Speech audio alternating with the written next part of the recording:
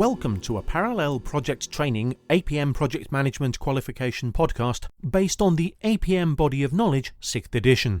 You should be using this in conjunction with our e-learning, study guide and potentially a tutor-led course. For more information, please visit www.parallelprojecttraining.com. Hello, my name's Paul Neighbour and welcome to another Parallel Project Training podcast. With me today is John Bolton. Hello, John. Hello, Paul. And we've not done a few of these for a while, have we? 4 years. No. Yes, it is. It can't be. No, it is. So why are we doing some more? Oh, because the APM have gone and changed the body of knowledge, haven't they? Yes. The change, it's all change, no change, to some extent. Oh, yeah, that's right. I think they've just. It's like Les Dawson playing the piano, isn't it? What do you mean? It's all the same. All the same notes, just in the wrong order. Yeah.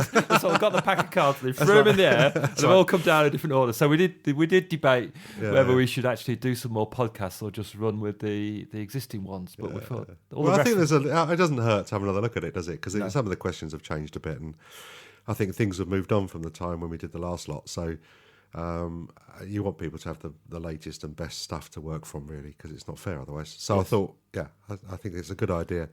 And as the questions have changed as well in the way they're presented, and the papers are slightly different. Yes, that's right. And they have changed over the time as well, haven't they? But I think the content is more or less the same. But it's like I say, it's everything just in a different order, isn't it? Yeah. And do you know we've had 375,000 downloads? Really? I can't believe it. Yeah, that's because they were free.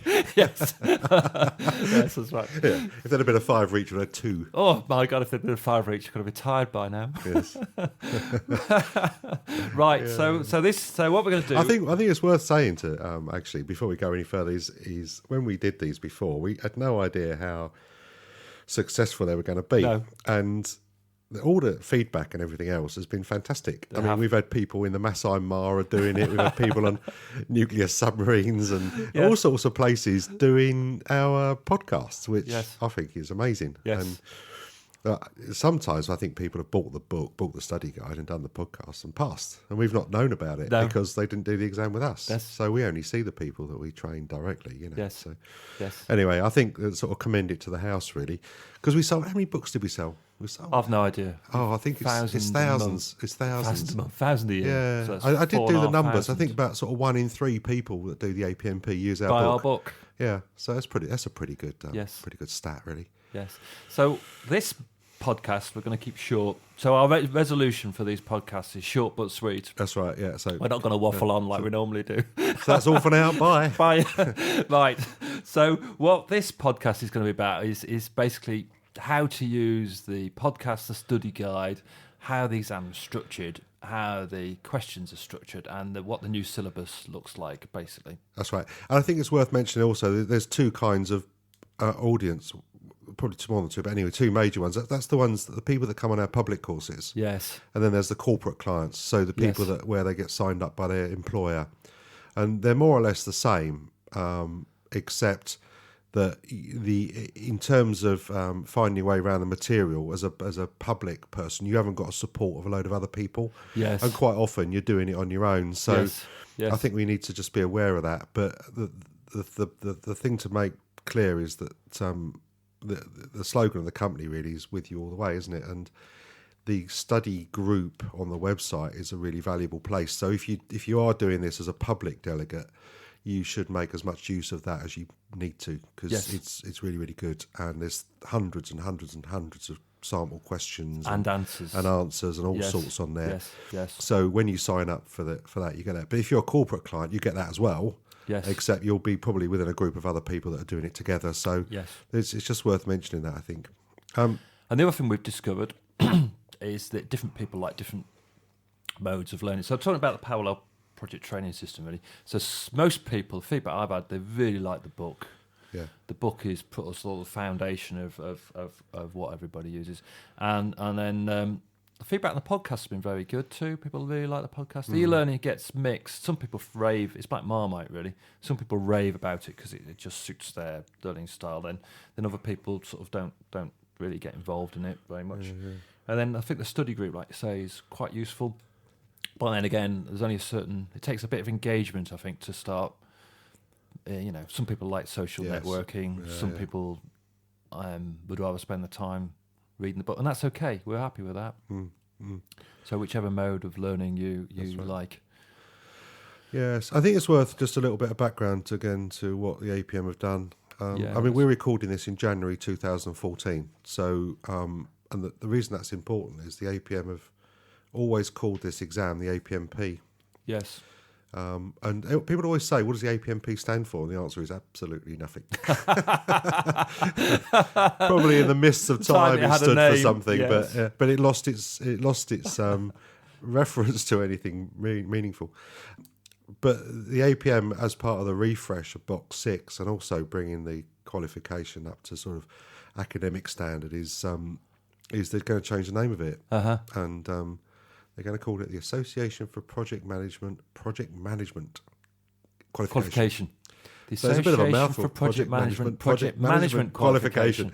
But that's going to have to be abbreviated, isn't it? Yeah, I suspect. Yeah, I suspect it's going to be truncated to APM. Project the APM-PM qualification. Yeah, APM-PM or something APM-PM. Like that. So you need to be aware of that, because I think in sort of, I don't know what the time scale is. This time next year. Yeah, this time next year, you might not be familiar with the term APMP. So if we talk about APMP, that's this exam, right? So don't get confused. But we'll try and remember to call it the Project Management Qualification or something. APM Project Management, APM-PM qualification. We're going to struggle over that. It is going to be a difficult one. But next year we'll be used to it.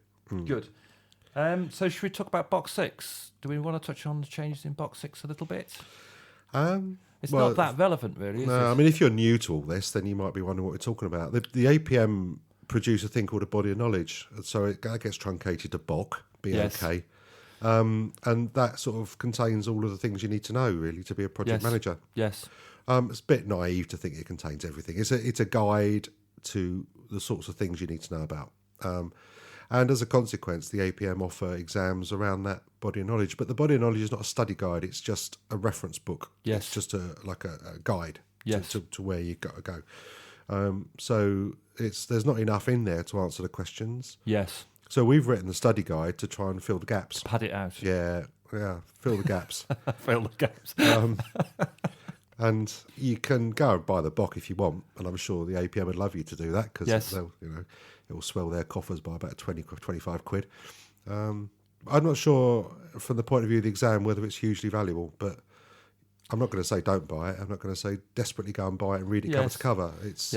You might find it useful. But some people find it useful because it just explains it in a different way. But at the bottom, you'll just find a load of references to textbooks. Unless you've got the full library like we have, it's limited. Yeah. So they have a range of qualifications from introductory right the way up to registered project professional. That's right. And that's almost another podcast in itself, isn't it? To go through all those. Yeah. We're not going to bother too much about that, because I mean, there's an American standard called the PMP. There's Prince 2. There's ICEB. There's all sorts of other ones, but really we don't want to clutter you up with that. So the reason the exam's been updated is that the APM's changed the BOK, the body of knowledge, and they've really covered portfolio and program management in the same body of knowledge. Yep. But it's not made much change. We thought it'd be quite a significant change, but the way the project management elements of that, which is what this qualification covers, have stayed pretty much the same. They've just changed the ordering, really, and added some new topics around procurement, environmental management, and contract law a little bit more. That's right. Well, it's contracts, isn't it? So it's, instead of just health and safety now, it's about employment and the stuff. So, but I think we were talking to Liz Wilson at the APM, and she was saying it's more of a sort of evolution. It's not a dramatic change. So I suspect if you've been studying the old syllabus, it's not going to be a huge shift over to the new syllabus, really. No. If you're familiar with that. Yeah, I mean, in the old exams, they had what they call topics, and then within the topics, they had learning outcomes. And to tell you the truth, the learning outcomes weren't all that marvellous. They weren't really learning outcomes. They were more statements than anything else. But now they've changed it. So the topics are now what they're calling learning outcomes. And within the learning outcomes, there are assessment criteria. Yes. So the assessment criteria are the things that you're going to get assessed against, funnily enough. So, so you've got to demonstrate within the exam that you have satisfied the criteria. Yes. And the questions will be geared to encourage you to be able to do that. So that's what we've done in the book, isn't it? So what we've done this time is you've taken the assessment criteria and basically written a section addressing that assessment criteria. That's right. So instead of being indexed by topic, it's now indexed by assessment criteria. And we shuffled them around a little bit from the way they're presented in the syllabus to give a flow that just makes a little bit of sense. So we did like earn value towards the end rather than the first topic you meet, because you really have to understand planning before you can... Well, you do really, yeah. I mean, we did go back to the APM and question that really, and their argument is, well, the syllabus and the body are not... The syllabus is something they produce as a backbone for the exam, by the way, and that's the thing that we've been looking at when we've restructured the book. So when we talk about the syllabus, that's an APM document. Yes. You can download that from their website, which is www.apm.org.uk. Correct. And you can go there and find that syllabus. It's a useful document as a checklist, really. When we run a course, we get people to go through them and tick them off. But, yes. Yeah. Yes. So it's useful to get, but it's not going to add a huge amount. Everything that's in the syllabus is in the book, in the study guide. Yes. So, but it is a good checklist. I think it's a really good checklist. It is. And it has to be said. I mean, things might change, and the APM may change the syllabus, and we may not catch up with the book. So it's a good idea to get a copy of that, download it. There's also another document called the Guide for Candidates. So when we talk about what the candidates have got to do in the exam, that's prescribed in the Guide for Candidates. And again, the book, our study guide, reflects the current state of play. That may change, so it's always a good idea to get the latest one of those as well. It doesn't mean the book's wrong, it just means that, we can't keep up. Yes, it does change, yes. Yeah. Not very frequently, but occasionally. No, so, very occasionally. And they're all available. They're free of charge from the APM, so you don't need to worry about that. Yeah. Right, so let's move on to talk about the format of the exam, the type of questions that come up, because these have evolved a little bit in the 4 years since we made the last podcast. So we're now talking about 3 different types of question, which can be sort of mixed and matched. So let's start at the very beginning. I think it's probably worth just mentioning that the exam hasn't changed in terms of its format. It's still 3 hours. That's right. It's a written paper, so it's marked by an external examiner who will be knowledgeable about the exam. They may not necessarily be a project manager. They'll be a professional marker. So what they're doing is they're looking to see whether or not you've satisfied the criteria, the assessment criteria. And in order to be able to be consistent, what they do is they produce guidelines that describe how you answer or what they're looking for in an answer. And I think that's what you were talking about, Paul, is there are a number of different ways in which they expect you to present that data. And the main ones are list and describe, state, or explain. Do you want to talk about those? Yeah. Let's go through. There's still 10 questions. Yeah. Still 10 questions. So the paper contains 16. So you answer 10 from 16. Each question's worth 50 marks. Yes, that's right. So it's a total of 500 marks. So it's 10 questions, 50 marks, each 500. You still got to get 55% to pass. Yes. Which is 275 marks. Yes. Every mark counts. So even if you score 2 marks on one question, it still marks. goes into the total. And that might just be the 2 that gets you from 54.99% to 50. Yeah. Yes. Yeah. So 50. Yeah. So it's and there's still the Prince 2 route. So if you've got Prince 2, you can do a shorter exam with less questions. Yeah, that's right. So if you're a registered Prince 2 practitioner, you passed it within last 5 years. It's still valid. It's still a valid qualification. You can apply for the shortened APMP route. It's called with prior learning, where you do a 2-hour exam and there's 6 questions from 10. Yes. And you're not examined on the topics that are covered in Prince 2. So things like risk management, for example. Yeah. You don't get examined on. Yeah. I think it's harder actually. Do you? 6 from 10 is harder than 10 from 16 because less you can ignore. Yeah. Well, I think also the trouble with you don't have to do configuration management though, do you? So. No, no, thankfully. But I think some of the things that you do in the 6 from 10 are the more difficult ones as well. That's right. Because you get governance and you get earn value. Yeah, you get all the hard topics. Yeah, that's right. so business case, procurement. That's right. So it's the ways. Right. Let's start look at the format of these questions, because I think there's some really interesting points in the way the questions are marked. In that they always ask for additional clarifying information or further understanding, and I think that's what's worth exploring a little bit. In terms of volume, you're looking for about a page and a half. If you imagine a normal standard sheet of foolscap paper, Yes. then you're looking for about a page and a half of that for every question. Yeah, that's right, John. About a page and a half per question. I think that's the biggest thing that I find on the study group, the online study group, is people just don't. If you don't put it on the paper, they can't give you the marks. That's right. You might fully understand it in your head. You might be the best project manager in the world, but if you don't show the examiner that by stating sometimes the obvious, then you can't get the marks. Right. I always tell people to sort of imagine dragging somebody in off the street, someone reasonably sentient, warm and breathing. Yes. And read out to them what you've written. Yes. And is that got a fighting chance of explaining what you're trying to say? Project management is. And that's the level, really. Yes. You know, the examiner's not going to play dumb. No. But they're not going to add stuff in for you Yes. either. You know, they're just going to read what you've written and decide whether it qualifies or not. So the three different types of questioning. You've got, first one, state. Yes. And basically that's usually state a definition of something, like state a definition of committed costs or actual costs. It's a fairly limited answer, 5 marks in the answer. Probably going to be part of a bigger answer with something else in there as well. Yes. State a definition of project context or something like that. They're quite often used as padding, I think, like estimating. Yeah. There's only 4 estimating techniques. They have to slip a state in to make it up to the 50 marks. That's right. And sometimes the answer's in the question. Yes. So, you know, just by rewriting a bit of the question, you get a couple of marks. In the right direction. So like you see state the definition of a risk or something. So there's one in the sample question in the book, isn't there? Yeah.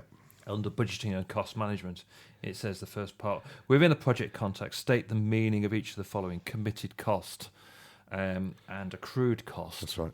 So for committed cost, you'd expect to say a committed cost is a cost that a project, without using the word committed, it's quite hard, isn't it? Yeah. It's like when you look up a definition of a word and the definition is the word. So a committed cost is a cost that the project is obliged legally obliged to pay, which is unavoidable and is in the future. Which is in the future. That's right. But has not been yet spent or invoiced. Not been invoiced yet. Yeah. Whereas an accrued cost is something that you've enjoyed, work you've had done, value you've enjoyed, but you haven't had the invoice for. That's right. Invoiced but not paid. So for those definitions, you get the 10 marks. 10 marks for each. So I think they do tend to be definitions. And so they're usually part of something else as well. Yes, that's right. Sort of usually at the beginning of a question to sort of get you going, really. So we're just flicking over the book now to find the right page so we can carry on. So the next type of question is sort of list and describe, and these tend to go together now, don't they? You get your list, and then you describe, and the most important point about a list and describes question is the list.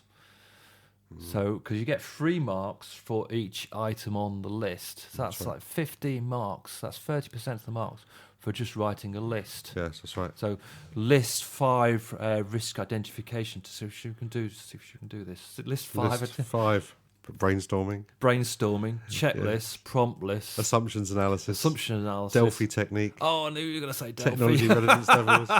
Delphi. So for that list, you get 30 marks. If you don't do the list, then there are all sorts of complicated rules how you might get some marks if you've underlined them on a Black Sabbath day. But basically, do the list. I always just tell people, if it says list and describe, just do a list, because you get 2 marks, or 2 or 3 marks for everything in the entries. So you might just list 5 things and get 15 marks for it. And I've seen people fail exams because they didn't do that. Yes. So my advice to everybody is, if you see a list and describe, list the 5 elements they're asking for, or you think they're asking for, and then go on and describe them underneath Each in the of same the elements order. In the list, yes. It might seem like you're repeating it, but you're making it absolutely abundantly clear what you're trying to say. And then when you do the describe bit, for each thing you describe, you get 7 marks. So let's do risk identification techniques. So brainstorming is the first one. So for the 3 marks, it says you have to a statement of fact that indicates why it's been selected and what it means. So I would just say brainstorming is a group risk identification technique involving several different stakeholders to identify as many risks as possible. So you've just said what it is. Now, for saying what it is, you only get 3 marks. So you got the 3 marks for doing the list, you got the 3 marks for sort of saying what it is. So you're now on 6 out of 10 for that part of the question. So the real marks was saying what's the relevance to project management. That's right. Clarifying or supporting demonstration of comprehension. Yes. I always tell people to just say, right, well, so what? That's right. What would happen if you didn't do it? Or when do you do it? When do you do it? Or when would it be useful? Or who is it useful to? Why would you do brainstorming rather than prompt lists? So people always struggle with the second or third sentences of the answers. They know the answer. They write down the answer, but then they can't elaborate on it. And this, people say, "Oh, well, I've got a waffle." Well, no, you haven't got a waffle. You've got to say why it's important. That's right. When you get to that bit, you just say, "Right, well, when do I do this? Why do I do this? Who does it? What might happen if I don't do it? Right. What are the advantages of doing it, and so on." So you just got to kind of think a little bit more laterally around that answer. That's right. And just it's not padding, it's not waffling. It's just your opportunity to explain to the examiner. You kind of know what it means. Yes. So for brainstorming, I do. Brainstorming is a particularly useful technique at the start of the project when the scope is not so well defined, because it's a creative way of understanding what the risks might be. Now, you might say that's wrong, Yes. but I might say it's right. Well, it's almost certainly not what I would have said. Yeah, but that doesn't matter. It's what you've said, that's where the skill of the examiner comes in, really, because they've got to kind of look at that and say, well, is that a sensible thing to be saying? That's right. Is a brainstorming a useful thing to do early in the project life cycle, or is it not? Well, it's certainly, and that's your view. Yes, they might disagree with that view, but unless it's actually wrong, factually wrong, then it's difficult to not mark it, really. Correct. So, Correct. Yeah, I think that's the mix people get into. They can't differentiate between factually right or wrong, or an opinion, or this is my where I've done it. I've done this. What they're looking for is that you understand it and how it can be used. That's right. And it's not a code. Project management is a codified thing. It's not an A, B, C, D. It's about you understanding the theory and then applying it in the way that you find most useful to you. And that's what they're looking for there. That's right. And then the third one's explain, isn't it? Yes. And explain is where you're going to give them. We always tell people to give them an example or a diagram. It doesn't explicitly ask for that, but it's going to be explain a theory, explain a conflict theory or something like that. To explain used for process. Explain the process for risk management. Yeah, and theories. And theories. Yeah. Conflict management theory. Little stages in negotiation. Well, I find the explains are usually more associated with things like advantages or disadvantages. Okay. Explain 5 key advantages of something. Yes. I'm just having a look, see if I can find one in here. So while John's looking for a question, there you go. Explain the principal purpose of a business case. I mean, the purpose of a business case is to justify the project. So again, there's each part gets 10 marks, and if you look at how it's marked, there's 5 marks for saying what it is. Yeah. So the principal purpose of a business case is to justify the funding at the gate reviews, where the sponsor will approve the project going up forward to the next stage. Well, that's what it is, and so that's going to give me the 5 marks. But to get and that's not going to be a pass, you see. So you need to say more in order to get the second bunch of 5 marks, which is give an explanation demonstrating an enhanced understanding or example. So your so what question is spot on. So what? So why does the sponsor have to look at the business case at the gate review? And that's the question you have to ask yourself. Question 11 in the mock paper, one of the mock papers, is explain what's meant by a baseline project management plan and how it's used. So a baseline project management plan is the point from which you're going to measure all the variations or changes. Yes. It's the bit that's agreed at the beginning of the project. The reason you do it is so you can remain in control and that things don't start shifting, slipping and sliding away from you. Yes. You've got some point that everyone agrees is the current state of play. Yes. And this is important because... And it's important because, Key phrase that. This is Yeah, important because that really points you in there. Yeah. Or you could say if you didn't have one of these, then there would be no statement of truth. There would be no clearly identified and agreed version of what that current state is. Yes. So everybody's wrong. Yes, that's right. Or everybody's right. That's right. Depends where you look at it. There'll be no agreed plan. So Yeah. we get lots of change control. Yeah. I mean, when we talk about it, I mean, what we've just said there is probably about half a page of writing. Yes. So keep it in context. Explain probably 2 or 3 sentences. Yes, I always Describe 2 or 3 sentences for each. Yes. But don't get. It's a good idea if you do practice ones to try and do 3 sentences for each section. So if you've got 50 marks for one question, that's generally going to be 5 lots of 10. If you can do 3 sentences for each section, you're laughing, really.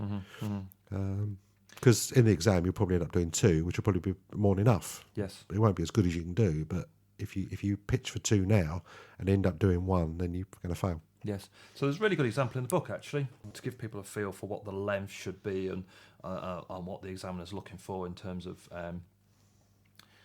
content, really. So I think that's the main reason people don't pass this exam is because they just don't say enough to demonstrate that they understand the topic. They do understand it. They just don't answer the so what or this is important because. Good. So should we just finish off by looking at how to use the book? What you would recommend as the way of using The book. the book? Well, I think the parallel learning system, very grand phrase. You got the study guide, Yes. which is like the core of it, I suppose. Got the backbone of it, isn't it? Mm-hmm. You got e-learning. There's e-learning modules. If you signed up as a public candidate or a distance learning candidate, then you get access to the e-learning. And the e-learning structured in the same way as the book. So you can, if you want, do the e-learning with the book open in front of you. The book's got questions and quizzes and multiple choice and examples and this little case study that runs all the way through it. So there's more, obviously, in the book than there was in the e-learning. But some people just like the e-learning just as an extra sort of guide, really. And it is Marmite. Some people love it, some people hate it. But then there's the podcast, which is this series of podcasts, which we've done. Because some people like to do that, you can do it on the train, for example. Do it in the bath, I suppose. In bed. Sit with your headphones on. Yeah. One lady did it in bed. Yeah. We have quite a few people that do it on holiday for some reason. There was one woman who listened to it on the way to France. Yes. And I can't imagine anything more dull. Yes, a few people in nuclear submarines listening to it. When I'm on holiday, I don't want to do project management. Really. But anyway. And then, so the podcast, there's enough podcasts, one for each section, more or less. Some of them really short, some of them 2 or 3 minutes. No, 5 minutes probably minimum, isn't it? And some of them a bit longer. Things like Earned Value go on a bit, and this one's gone on far too long. And then you got the workshops, which if you want to do a workshop, if you want to come on a 5-day tutor-led workshop with us, with someone, one of our trainers, then you can do that as well. So, but all of them use the same structure, all of them use the same format. There's no kind of uncertainty. They're quite consistent.